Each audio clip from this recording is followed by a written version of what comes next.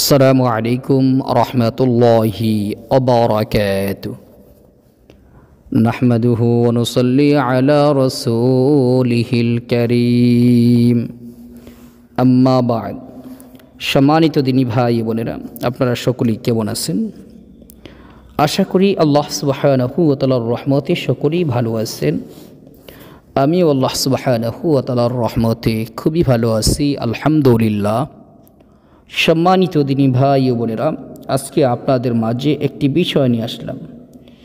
বিষয়টি হইতেছে অবৈধ সম্পর্ক বৈধভাবে নষ্ট করা।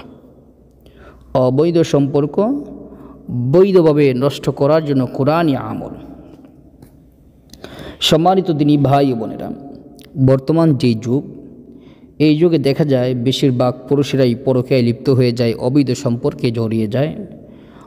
বেশিরভাগ মহিলারাও অবৈধ সম্পর্কে জড়িয়ে যায়। তো যখন আপনি জানতে পারবেন যে আপনার স্ত্রী বা আপনার স্বামী অবৈধ সম্পর্কে জড়িয়ে গেছে, তখন যদি আপনি এই আমলটি করতে পারেন, ইনশাআল্লাহ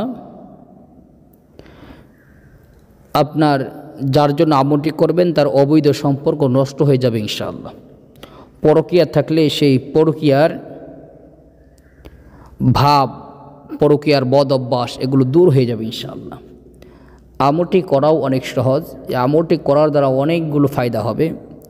যেমন একটা ফায়দা হইতেছে, আপনি যদি এই নিয়তে করেন যে আল্লাহ অমুকের সাথে অমুকের অবৈধ সম্পর্ক আপনি নষ্ট করে দেন, এই অবৈধ সম্পর্ক নষ্ট হয়ে যাবে। এটা হলো একটা ফায়দা। 2 নাম্বার, যে ব্যক্তি আমল করবে আল্লাহ তাআলা তাকে সকল প্রকার রোগ থেকে মুক্তি দান করবেন। 3 নাম্বার ফায়দা, এই আমল যারা করবে তো আল্লাহ তাআলা তাদের মনের নেক আশাগুলোকে আল্লাহ পূরণ করে দিবেন। তাহলে একটা আমল আমি করব, 3টা উপকারিতা পাইব। এই জন্য এই আমলটা নিজেরাও করব এবং এই আমলটি আমরা অন্যকেও শিক্ষা দিব ইনশাআল্লাহ। চলুন এবার জেনে নিই, কাউকে যদি অবৈধ সম্পর্ক থেকে ফিরিয়ে আনতে চাই তাহলে ফজরের সময় প্রথমে 2 রাকাত সুন্নত নামাজ আদায় করব। এরপরে আমরা এই আমলটি করব।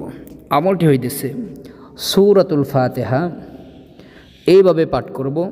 বিসমিল্লাহির রহমানির রহিম, আলহামদুলিল্লাহি রাব্বিল আলামিন। বিসমিল্লাহির রহমানির রহিমের যে মিমটা আছে, এই মিম লাম সাথে মিলিয়ে সংযুক্ত করে পড়তে হবে এইভাবে। বিসমিল্লাহির রহমানির রহিম, আলহামদুলিল্লাহি রাব্বিল আলামিন, الرحمن الرحيم مالك يوم الدين إياك نعبد وإياك نستعين اهدنا الصراط المستقيم صراط الذين أنعمت عليهم غير المغضوب عليهم ولا الضالين آمين। আবার বিসমিল্লাহির রহমানির রহিম, আলহামদুলিল্লাহি রাব্বিল আলামিন। এইভাবে 41 বার পাঠ করব।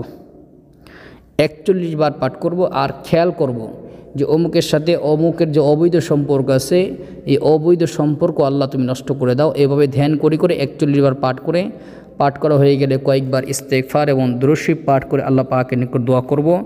এরপর ফজরের ফরজ নামাজ পড়ব। ফজরের সুন্নত এবং ফরজের মাঝখানে এই আমলটি করতে হবে। আল্লাহ তাআলা আমাদেরকে দুনিয়ার যে কোনো সমস্যার সম্মুখীন হলে কোরআনী আমল করার তৌফিক দান করুন, আমিন। আসসালামু আলাইকুম ওয়া রাহমাতুল্লাহি ওয়া বারাকাতুহু।